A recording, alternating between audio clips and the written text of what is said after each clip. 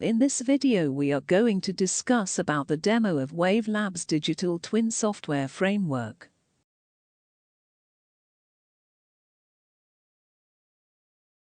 The software simulator fetches row points from the historical CSV data and sent to the data server through Kafka streaming. We have total of 10 sensors: speed, fuel, temperature, torque, tire pressure, GPS, CO2, engine, brake, and battery. Out of 10, 4 are ML sensors: CO2, engine, brake and battery, which are sent to the ML server for prediction.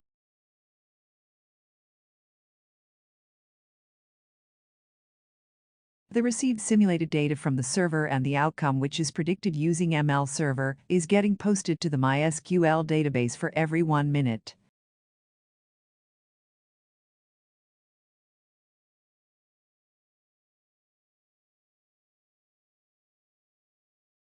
This is the Wavelabs Digital Twin main dashboard, which shows all the sensors values like vehicle speed, torque, tire pressure, temperature and fuel.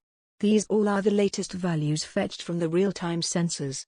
So coming to the dashboard panels, at the beginning we can see a panel where there is a provisioning of the car in a three-dimensional view. So here we can see a car moving in a virtual environment. So next we have the panel which shows the speed of the vehicle, and next we have torque, tire pressure, temperature of the engine and fuel.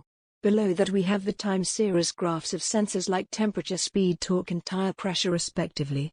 So these graphs keep track of all the sensor values. The dashboard also has the panels where we can have different camera views of the car. We can have front camera view, back camera view, left and right camera views respectively.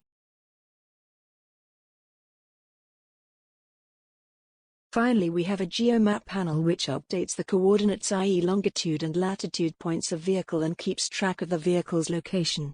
This all we have in the main dashboard.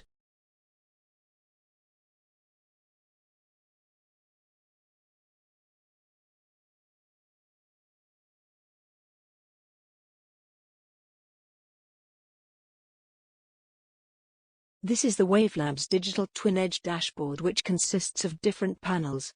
At the beginning, we have the brake pad failure prediction panel, which provides the percentage possibility of brake pad failure. Next we have the engine condition prediction panel, which provides the percentage possibility of engine working condition. Next we have the CO2 emission panel, which provides the amount of CO2 emitted by the vehicle in grams per kilometer. Below we have the panels which shows predictive and prescriptive messages/suggestions for the above percentage possibility values. So we have different predictions and prescriptions for various ranges of percentage values, and will vary according to the percentage values in the above panels. We also have the time series graphs of CO2 emission over time, battery usage versus charging time, and also the brake pad heating over distance. The CO2 emission versus time graphs shows how CO2 emission is varying over time. Battery usage versus charging time graph provides the usage time of the battery based on how much time the battery was charged. And finally, the time series graph of brake pad heating over distance will provide whether the brake is worn out or not for a particular set of heat and kilometer values. If the brake pad worn out, it will display as 1, and if the brake pad is okay, it will display as 0. So these are all the panels we have in the Edge dashboard.